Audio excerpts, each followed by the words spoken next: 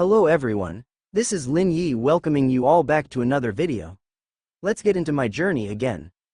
While Lee and I were sitting thinking about what to do next, I realized that if I hadn't treated all those other ghosts to a meal, I might have been in the same situation as the other two. I understood that not only was there a strict system in place, but there was also something within me that had been protecting me until now. The bookkeeper started explaining to me that it was a tradition at the Underworld Inn for all workers to eat at the table together. As the bookkeeper was speaking, the cleaner came in from outside, surprised that he was speaking so respectfully to a little human like me. Along with the cleaner, a pink-haired girl entered the room. She was assigned to cleaning duties, but upon entering, she was shocked that we were still unharmed. If I had known better, I would have suspected that she wanted us to get hurt in the first place. She sat in a corner, and if I hadn't had any spiritual awareness, I wouldn't have been able to sense her jealousy towards me. However, I knew that despite her power, she couldn't harm me. It was also clear that the staff at the Underworld Inn didn't get along with each other very well. Both staff members tried to settle their disputes with words, but the cleaner attacked me, claiming that I was neglecting my duties by not clearing the table. She swung her broom at me, but the attack was easily blocked by my yin energy tool, the Necklace of Souls. Currently, her skills are no match for mine, and she has no power over me.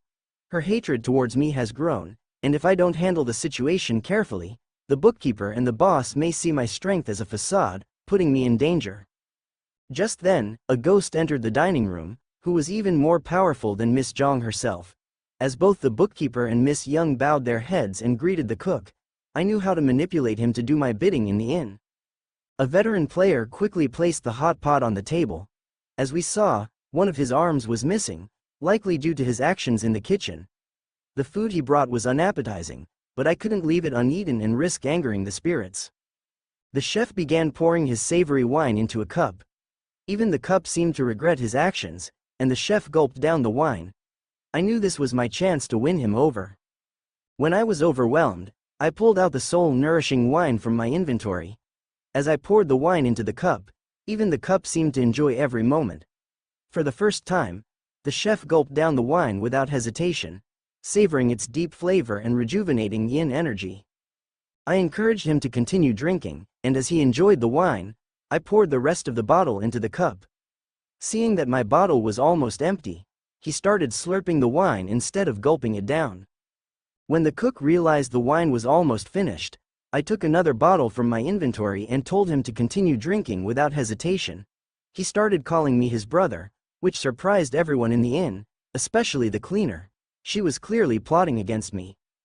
We started a discussion about the quality of the food compared to the wine, and the chef agreed that the true flavor of a wine could only be enjoyed with great food.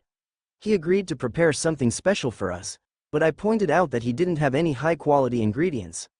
I suggested using ghosts as ingredients, which he found intriguing. The cleaner protested, claiming she had done nothing wrong. The bookkeeper defended me, pointing out that she had attacked me earlier. The chef quickly dealt with her, as she had violated the rule of not making a mess at the dining table. The cook took the cleaner's body to prepare a dish. I realized that Mr. Lee, the bookkeeper, was also keeping an eye on me. I offered him a bottle of wine, but he was afraid of me, knowing I could easily dispose of him as I had done with the cleaner. The bookkeeper was torn between accepting the wine and angering the chef. To avoid this conflict, he offered me a 1,000-year-old petrified wood from Sar Rajasthan. I accepted the wood as a gift but insisted on trading it for money, following the rules of the spirit world. I gave him 3 strings of copper coins. Everyone was shocked by the value of the trade, and even the veteran player realized that I was one of the powerful ghost family members he had only heard about. With this deal, I completed my second challenge task, obtained the ghost contract of primal value, and secured a second chance at life. I wanted to use the ghost contract as soon as possible, but the bookkeeper was a valuable ally, and I couldn't waste the contract on him. Just as I was considering my options, the chef entered the dining room with the dish he had prepared. Since it was the first time the chef had ever prepared a meal like this, he wanted me to try it. I was hesitant at first, but I took a bite and immediately felt my spiritual energy increasing. I complimented his food and the nutritional benefits. We spent the rest of the time eating and drinking, which significantly boosted my spiritual energy. After we had finished, the boss of the Underworld Inn told the bookkeeper to take everyone to their sleeping places and called me to speak with her in private. I took this opportunity to meet with the boss directly. I expected her to punish me, but instead, she apologized for making me wait on the tables. I assured her that I didn't hold any grudges and was simply enjoying my life in my own way. She agreed that I had the right to live my life as I pleased, but it had also affected her business. I explained that it was wrong for the cook to treat her that way, but she pointed out that it was because of me that she died and demanded compensation for her loss.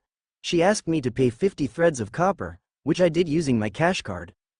I also wanted to take the cook with me, but the boss said the cook was her property and couldn't be released so easily. A cook was considered more valuable than a cleaner.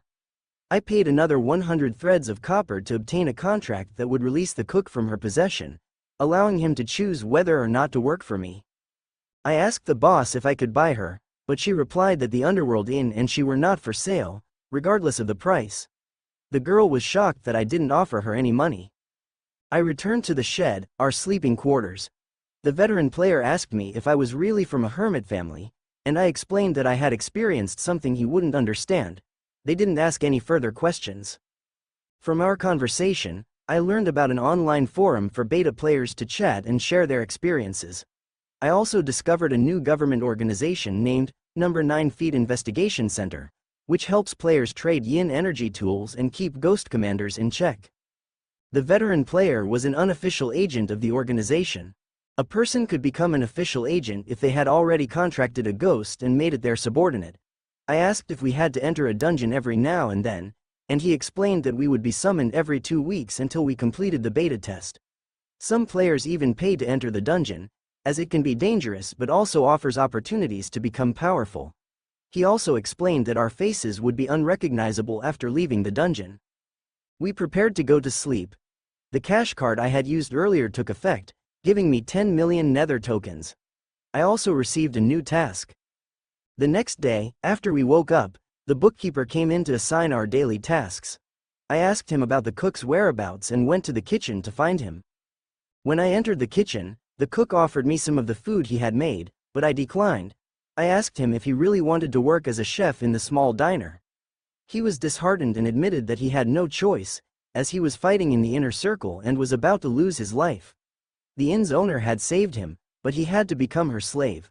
He longed to escape and enjoy all kinds of booze in the world. I told him I would help him in any way possible and offered him a job. I couldn't promise him anything, but I would definitely give him the best booze he had ever tasted. I destroyed the contract that bound him to the boss. He agreed to work for me without hesitation and signed the contract in just a minute. His attributes were far superior to mine, making him a valuable follower. From that moment on, he stopped calling me brother and started calling me master. The dungeon time had been completed early, and only 3 of us were left alive: me, Lee, and the veteran player. Before leaving, Lee came up to me and gave me her contact information. She told me she was from River City, a prominent family there. I exited the dungeon and returned to my room. I would like to thank everyone for watching until now. To find out what happens next, be sure to subscribe to my channel, as I will be posting a new video soon. Adios, amigos.